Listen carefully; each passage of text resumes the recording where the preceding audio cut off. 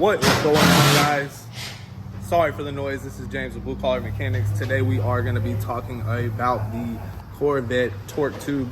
Specifically, this is a C7 Corvette torque tube, but they're very similar to C6s and C5s. You have a few variances, but mainly this video is going to be about the C7 and kind of just a tear down on parts that go bad and how it kind of operates. So let's go. So first, you got this bearing, which is the front bearing. Those bearings are known, allegedly they're the worst about going out. You also have these couplers. It's basically a big rag joint. For you guys that know the older vehicles that had the rag joints on the steering column, the shafts, it's just a big rag joint in my opinion. But you have that. You've got the two bearings. There's two bearings that hold this in. They're in here and in here. There's a snap ring on each side of those. It's really a basic setup, but way more complicated than it has to be. And that pretty much wraps up the actual shaft in there. If you want to call it a drive shaft, you can. I wouldn't call it a drive shaft because drive shaft's way more simple, way more reliable, but there's that. You got these bolts at the end here which hold your flex plate to the drive shaft. Here's the inside of the torque tube. So you put this on here, bolt it up, and then you'll slide this whole thing in there and it locates down in here, and then you'll slap this ring in right there.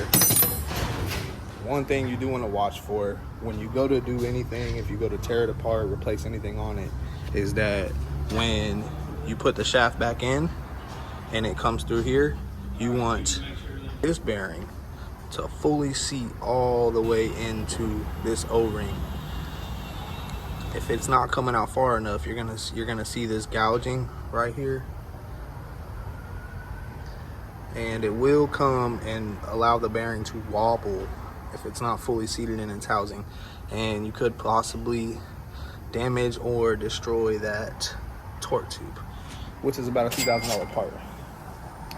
But yeah, that's pretty much it. Right now we got the torque tube out. We're waiting on these bushings because they are very, looks like they just got hot. These Corvette torque tubes are known for getting hot, and this warpage is, see how it's like snaked, and then this one also is snaked down.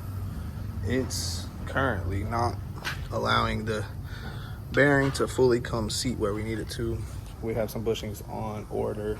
We're not going to put the aluminum billet ones in. We are an independent shop, so we do not want to accept the liability of that. We're just going to stick with OE and put some OE parts in there from Chevy. But yeah, that's it. To get it out, if you're paying attention to the directions and stuff, don't follow the directions. Find a way to remove all of this. That's if you're working on just the torque tube. You can drop the whole subframe, transfer case, everything, just as one assembly, and just keeping it real. My buddy Ben, he's over there working on the Honda. Hey, Ben's back in the video, guys. Look, there he is. Look, there's Benny boy. He's working on the Honda, and it's actually pretty fast. But yeah, he's the one who gave me the rundown on how to do that. No, I'm not a Corvette technician. Just wanted to share this video because I did research it before I went into this and couldn't find a decent video on a whole teardown, just to give someone a full understanding of how the torque tube is built, what parts typically go bad, and what to look out for. So hopefully this helps somebody out. If you did have any questions, drop them in the comments, and don't forget to hit the like and subscribe button. So thank you guys, and I'll see y'all next time.